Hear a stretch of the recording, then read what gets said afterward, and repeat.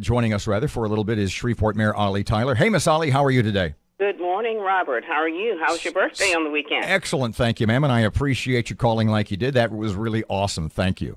Well, you are so welcome. So a good weekend for you, 6 for 6. What does this mean for Shreveport? Well, it means that we're going to continue the services, and we're going to actually try to go to the next level. It gives us the resources we need to continue the momentum, Robert and Erin.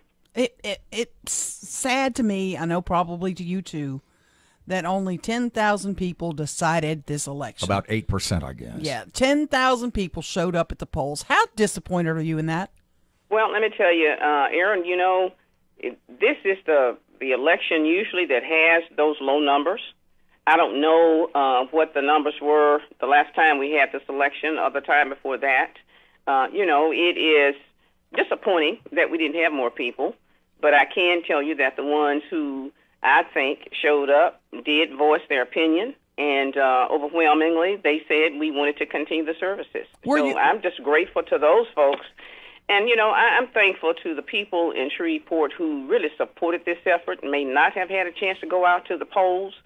But we, as you know, went around the community night and day, middle of the day, just trying to make sure we could educate people about the importance of passing these propositions. So I'm grateful for the support. Were you nervous at all Saturday night? No, I really wasn't, Erin. You know, the team had worked so hard. We had worked so hard as a team to educate our publics. And so we felt really good about the fact that folks did understand the facts and not just, you know, misinformation that was placed out there on the web and social media. So we were expecting the results that we got. We did not you know, feel like it shouldn't pass because these are basic services. And we demonstrated, I think, with the team that we are being responsive, we're getting things done. And Erin and Robert, I want to thank everybody who did support and endorse. And we had a lot of people to endorse us. You know, you had said when the Cross Bayou proposal went down to defeat earlier, well, last year, I guess, yes, you had said that was in great part due to misinformation on the internet, and you just made reference to that again. What misinformation on the internet do you think was floating around this time that concerned you about these millage renewals? Well, Robert, you know, my staff and I spend a lot of time just trying to make sure that people understand the facts. And, you know, I was told because I don't have time to really tweet and do all the social media stuff, but I have staff who does that. You know, there was misinformation about these renewals. Some were calling them new taxes, which they weren't. And there was some other misinformation. But, you know, I don't focus on that. I just really focus on the facts and the truth. And we made sure that our publics understood that. One of the alternate views, if you will, that was being put forth by opponents of these millages was that the city of Shreveport just isn't doing a very good job handling the money that we're giving them already. Why do we want to renew or, in some minds, give them new money?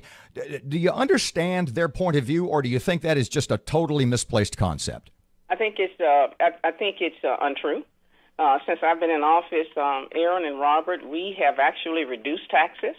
We have become more efficient, and we're getting more done. So, I don't understand. I'm baffled by that particular misconception. But we told the truth. We are very transparent. We have done progress reports to show people how we use the money, and the results are out there throughout this city. So, you know, let me tell you, these millages have not increased, more than 40 years. And we're taking that same dollar, which is not a dollar today, and we're still making good things happen. So the misinformation, that's the kind of misinformation that we need to make sure that our citizens understand is not accurate. There was some criticism about how much we're paying our bond attorneys. That Slidell pays one fee, Shreveport's paying, 10, 20% more or even greater.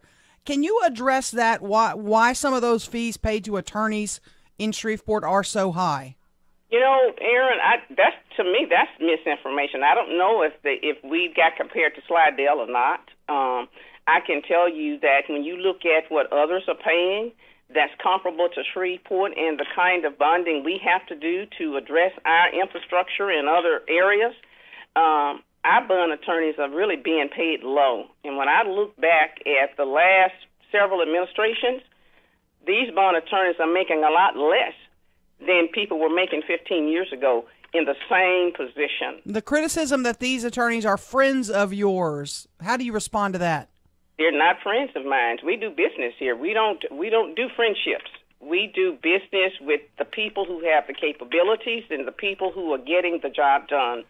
These attorneys have saved us a lot of money.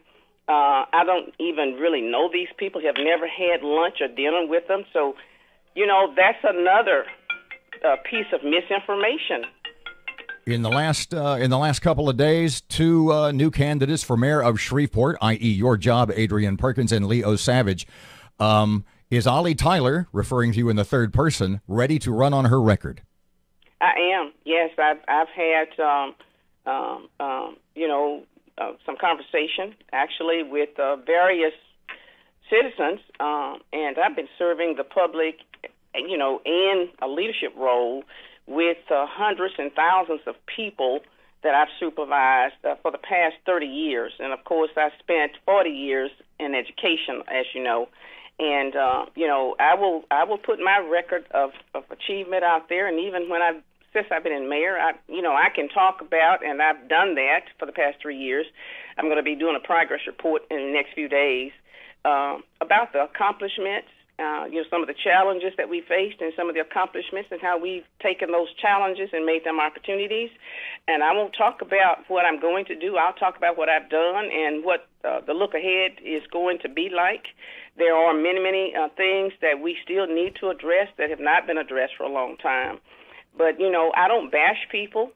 I'm going to talk to Shreveport about my record and things that we've done since I've been mayor and things I've done in public service, to this community and to this state. And so, I'll have the strategy, I'll have the platform, and I won't spend my time talking about what others haven't done, but we'll talk about what we've done and what we plan to do. Disappointed to hear Adrian Perkins say Shreveport can, and I'm quoting, I think, Shreveport cannot afford to go down the road we're on now for another 4 years. Well, here again, people can say what they want to say, Erin. I don't take that approach. And, of course, I'll look at my record, and then people will look at his record. And, and we'll keep focusing on trying to get things done and trying to help our community.